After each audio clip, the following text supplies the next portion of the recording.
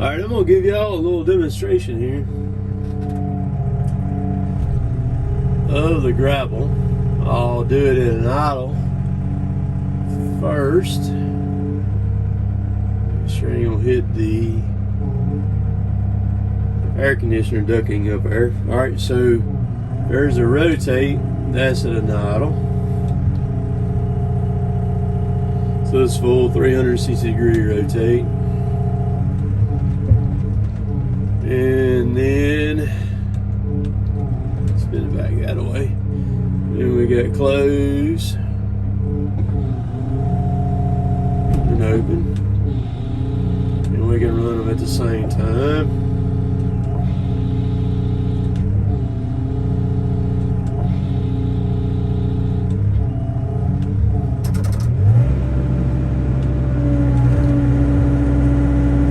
That's full throttle right there.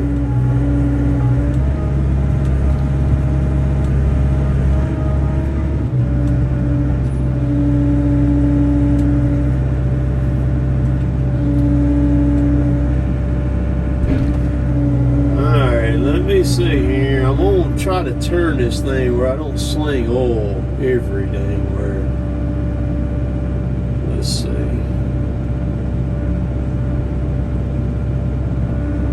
Alright, y'all ready to see the saw run?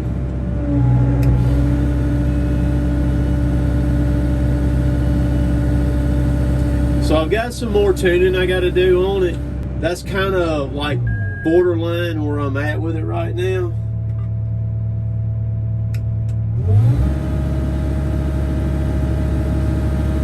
So I talk about this in the rest of the video. I got to get so I can actually hold that bar out too.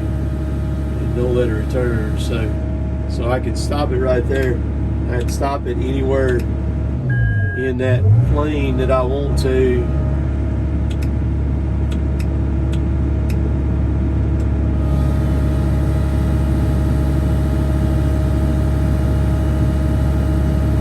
You can see it blowing the chips off. See, I'm holding it out with the button right there right now, but it's not running because I'm not sending the oil back. See, I can actually proportion see. I can make that chain go really slow or really fast. So let's be sitting on about 8,000 RPMs, and I'll and stop it anywhere in there, which is really cool that I can do that.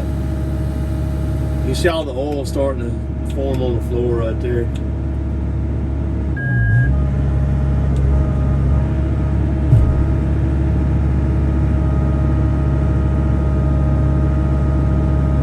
Stretch got the oil I just put on that floor.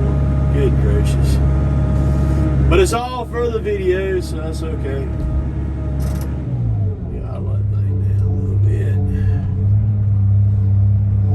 bit. So I've got to get me a photo tachometer to where I can set the chain speed and get it to 8,000 RPMs.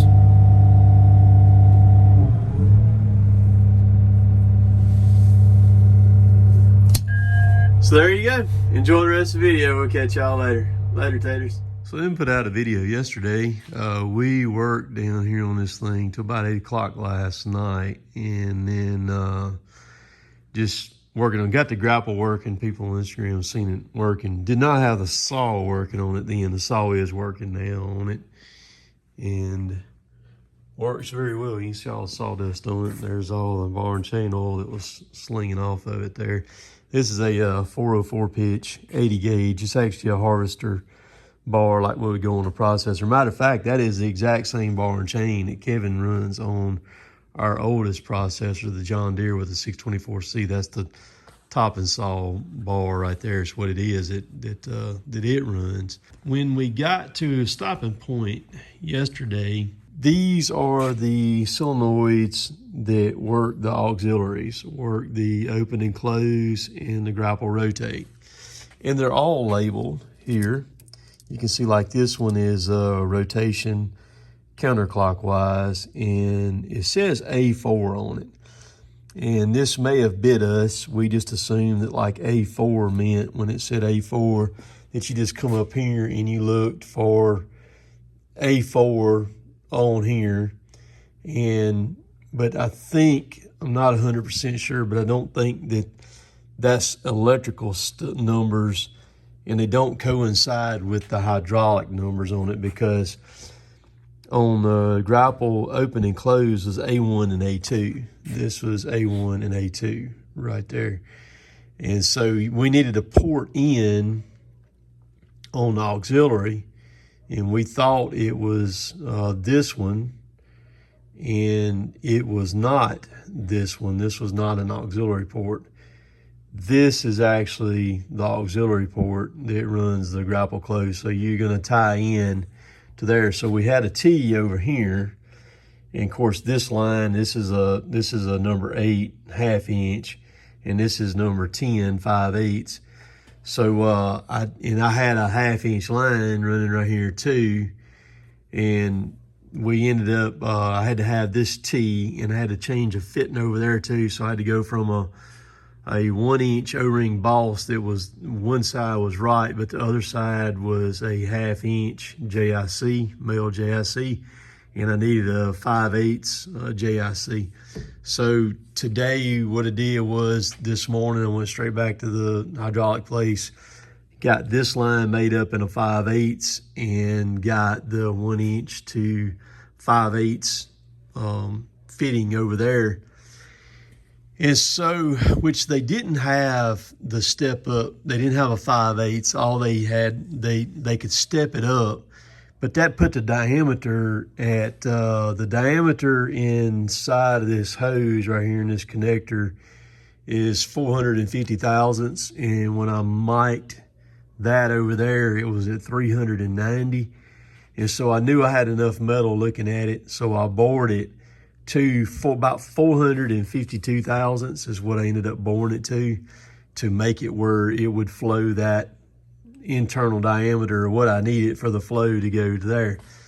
So when we did that, put this on there, got that on, then of course the saw fired up and ran. Now there's some tuning to the saw, and on my loader that I had in the woods, my John Deere, I didn't know how to tune that saw, how to get what I needed out of it. And so I learned how to tune it today up here on the saw valve. There's a dump valve in there that's got like a needle valve in it where you can adjust the flow, the backflow that's going back to the tank right there. And so you can change the speed on the saw by tuning that up there too.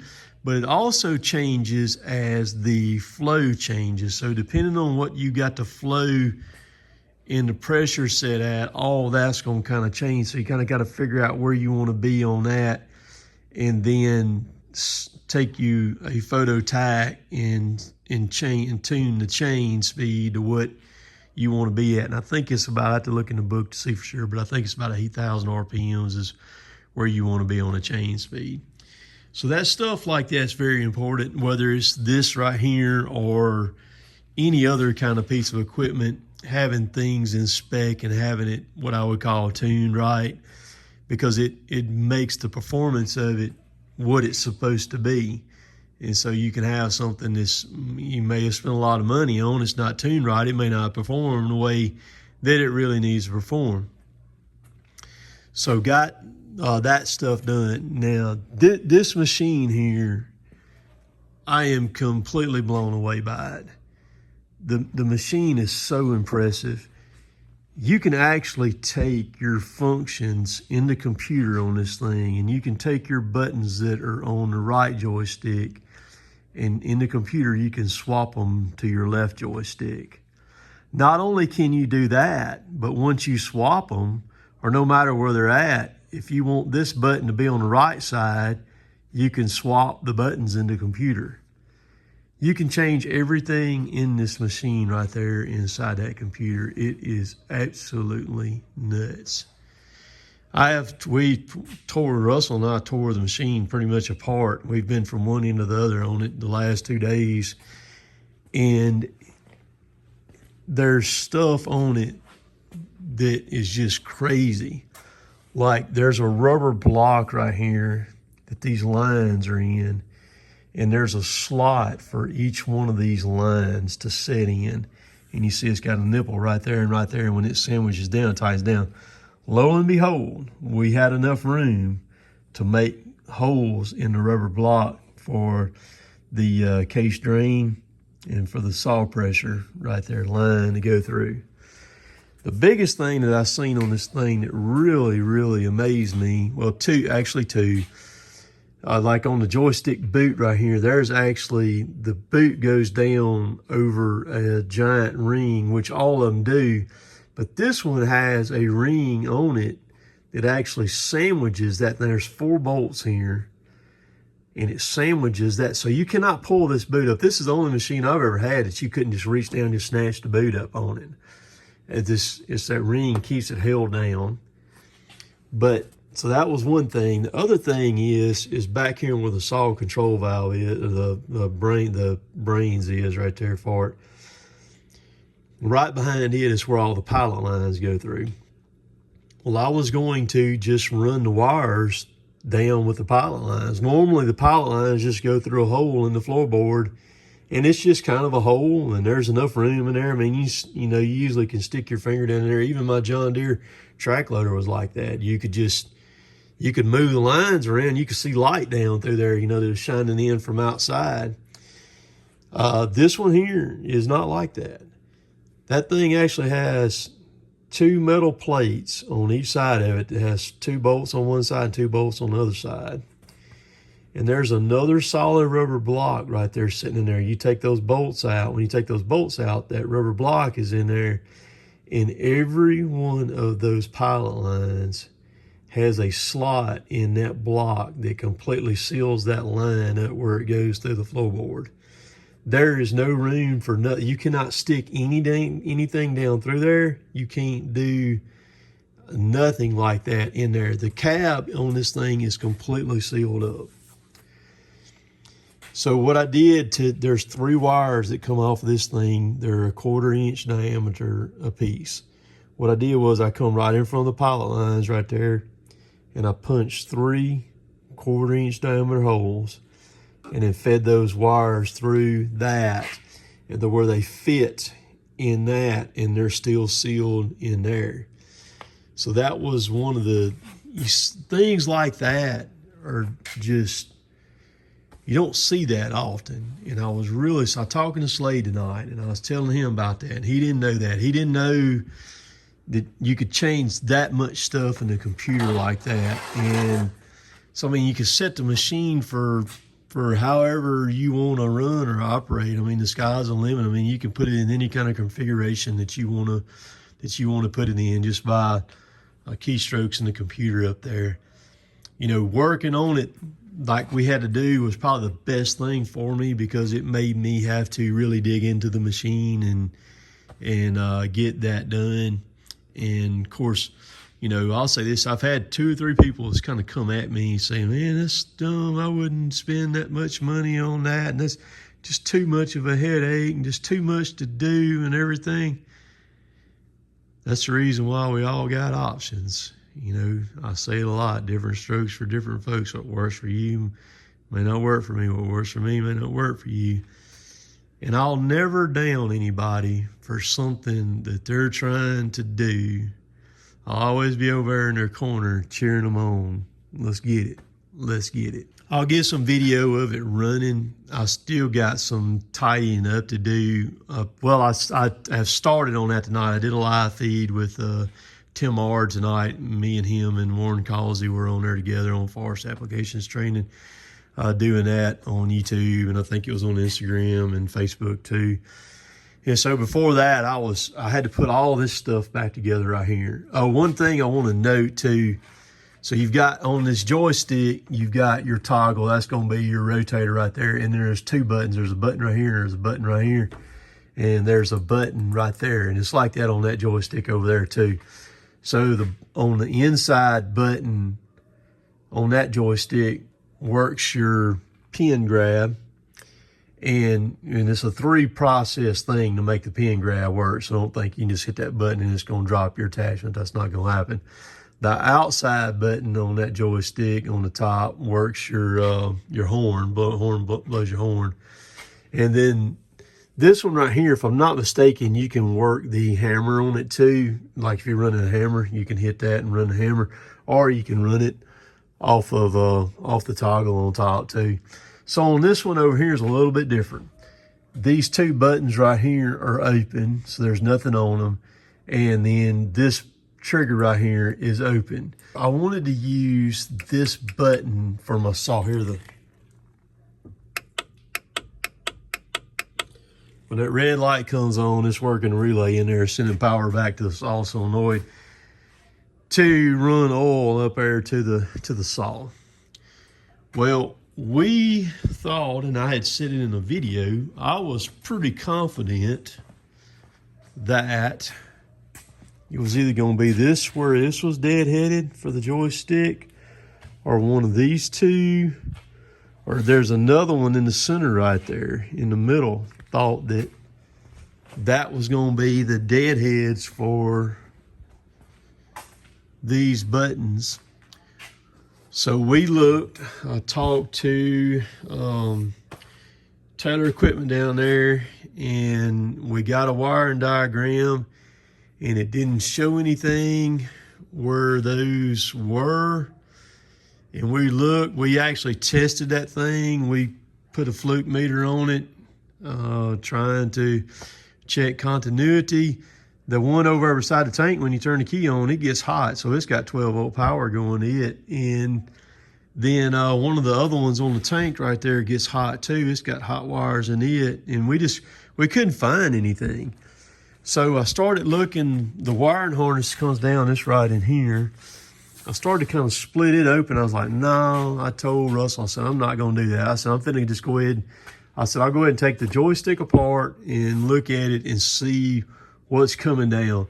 Thank goodness I did that. I pulled all this stuff apart. You have to take the ring off in here to be able to do it. You have to undo it. You have to take this handle off, and then there's two more bolts in the back of it. Take them out. Then you can pull the cover up.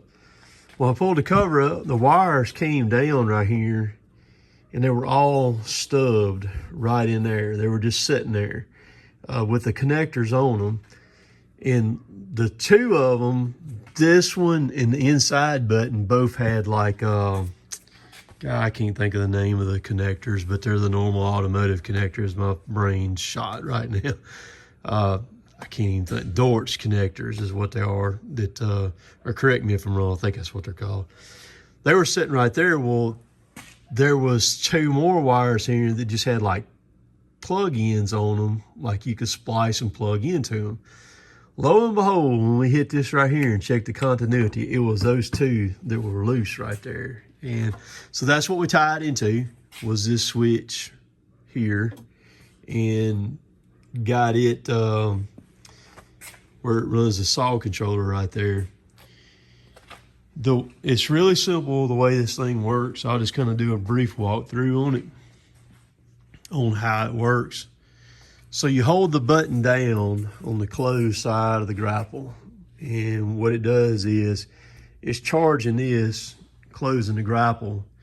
You hold it down, and it's also charging this line right here too. It's feeding off of it to the saw valve over there. So the saw valve is closed. Well, you keep holding it, and then when you hit that button on that left joystick, it opens that saw valve in there, solenoid on it. It actually opens two. It's got a return that goes back to the tank there too. So when you open it, it sends oil down this line right here. And that's a 3/4 too, by the way. All the way down through here. Right there, bam, into the saw. Activates the saw, makes the saw run and come out and cycle. And anytime you stop, as long as you're holding that button down, the chain will stop, and you can hold that bar at whatever position you are in the cut radius right there that you are. And then when you let off the left button, then the bar will return back. Now this bar returns back off of air pressure. It's like the old bell tree cutters. They returned off of air pressure too. Right here's your air tank. You put 200 PSI in there. You think, well, how do you get 200 PSI in there? Well, I've got a little old compressor right there that came with it. I forget what it goes up to. I think Russell said it going up to like 300 or something like that. But so if you ever have trouble with that, you take this cap off right here and put some more air in it and top it back off. Flow control for your bar is right here. So that's how it works. Really simple. And like I said, I'll do some more tuning on it, because I was trying to get Russell on out here and get him going where he could get back to New Hampshire up there, because he's got to be in Arkansas Monday, I think, is what it is. So if if somebody were to buy one of these, probably in the Southeast, I could probably see myself ending up over there on the install on it with Rotobec, probably helping out on getting that done. This stuff, figuring all this stuff out, it's not anything that just happens real fast, but we basically did it in 2 days. One normal day, the second day was a long day. And that's really not bad, considering what all we installed on the machine to get it done, because you got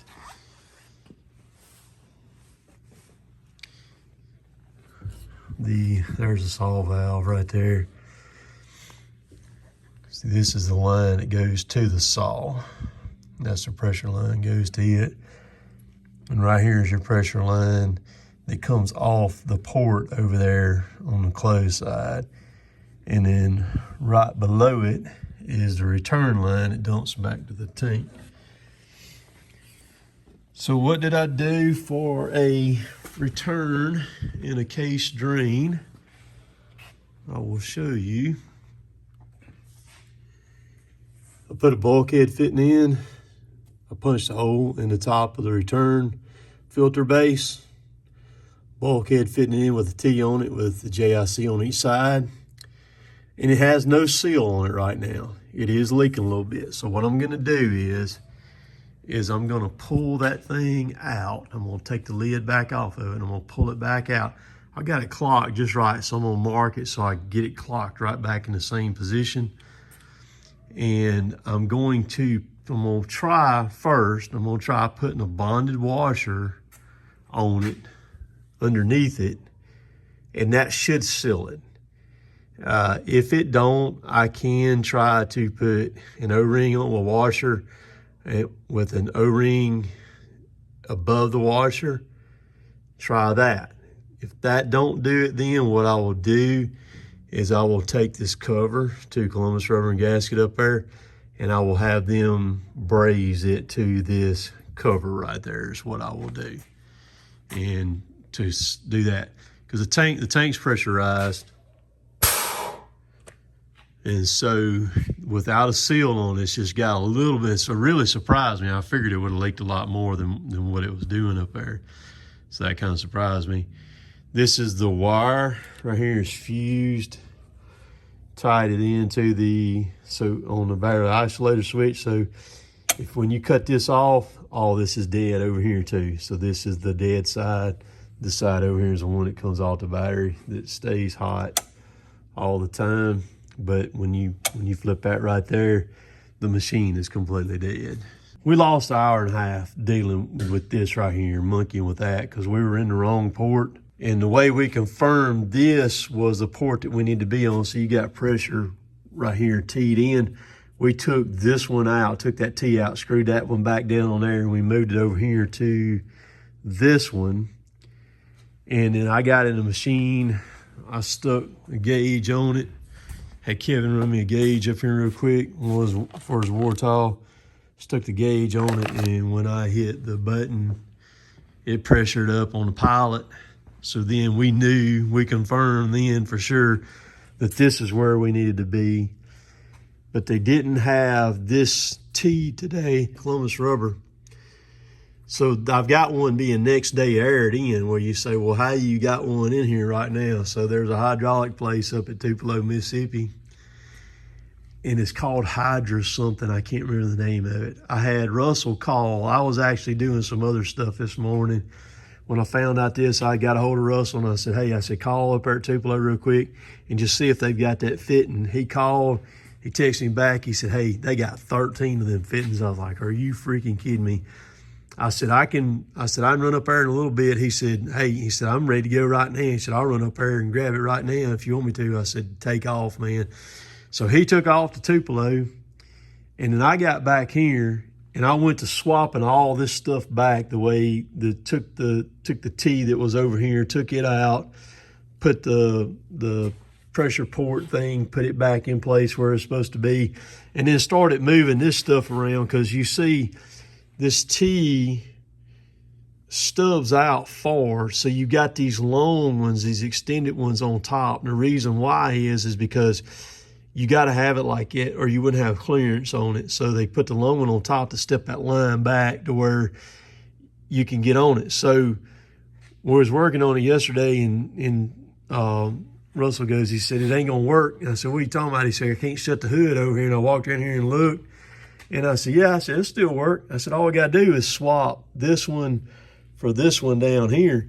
So that's what we did, you know, even on this one here. So we put the long one, the extended one, it's right there, and the short one's right there, and then put the T in its place, and it ended up working out perfectly like that. So I swapped all that stuff back, took the T out, swapped those these two things right here where they go in the boss fittings right there, and then swap this. So when he got here today with this fitting, I had everything ready to go. All we had to do was stick this line on and then crank the machine and send oil down there. I did top it off with oil one time, and I got to have to fill it, put more. Well, it's actually not bad. It's sitting right there, but I've got the boom all the way out on it. I would have figured it would have been a little bit lower than that, but I'll pull the boom back in where I can get a true check on it. But it's more than doable to get it done and get it situated. And again, I'm gonna run it. I want to get everything situated before I take it out in the wild and really get after it. I've had several questions about, am I gonna put any protection on it? I'm not planning on it, putting anything on it. I've run saws, hydraulic saws, forever. I will never have this thing turned where it's at the cab if a piece of chain shot comes off of it. I'd never cut at the cab, because the main reason is because that spray of that bar and chain oil, gosh, dog it, man, I can't stand that stuff to get. I mean, you can even be cutting out here and have it turned, and the spray will spray right at the cab right there. So I'll always set to where I'm not turning that. And the other thing too is, you know, I do have other people run my stuff, but the only two people that will ever run this thing right here will be me or Kevin. If you have any questions, you can ask them down below. Y'all have a great night, great day, morning, whatever time of day it is. We'll catch y'all later. Later, taters.